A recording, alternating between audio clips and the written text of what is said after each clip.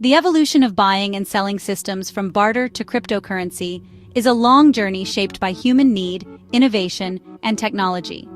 Here's a simplified but clear timeline and explanation. Barter system, which dates back to prehistoric times. How did it work? Well, it was all about the direct exchange of goods or services, like, say, rice for fish. But there was a catch. It required a double coincidence of wants. Both parties had to want what the other offered. The limitation? It was difficult to store value, compare worth, and make complex trades. Next, we have commodity money, which was used from around 3000 BCE to about 600 BCE. Examples include salt, shells, cattle, gold, and silver. The purpose was to use goods that had intrinsic value and were widely accepted. The big advantage here was that it became easier to assign value and trade. Then came metal coins, around 600 BCE. The first coins were made in Lydia, which is now part of Turkey, using gold and silver. The main advantage? They were durable, portable, and standardized. Plus, governments started issuing them with official values, which was really the beginning of early control over currency.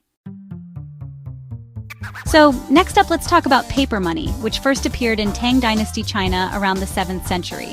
And, became widely used by the 11th century. The main reason for its emergence was that carrying around heavy metal coins was not only inconvenient, but also pretty risky. Paper money was usually backed by precious metals or the authority of the state, making it a trusted way to pay. Through bustling trade routes, this idea spread across continents and, eventually, paper money was adopted in Europe by the 1600s. Moving on, let's look at banking and checks, which developed in medieval to Renaissance Europe. Checks were basically written orders to a bank, instructing them to pay someone a certain amount. The whole banking system allowed people to deposit their money safely and handle transactions through written documents. This made trading a lot safer and more flexible, and honestly, it opened the door to long-distance trade like never before. And now, let's fast forward to the era of credit and debit cards, starting in the 1950s and continuing to today. This was a real revolution. Suddenly, you could buy now and pay later. Banks and financial institutions stepped in as intermediaries for most transactions, making things a lot smoother. It's fast, global, and super convenient, changing the way we all handle money every single day.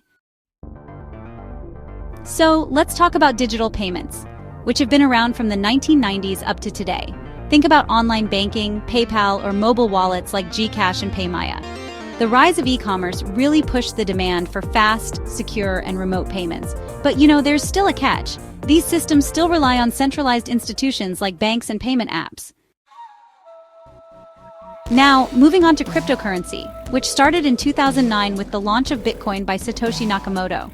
Some key features here are that it's decentralized, meaning there's no bank or government in control.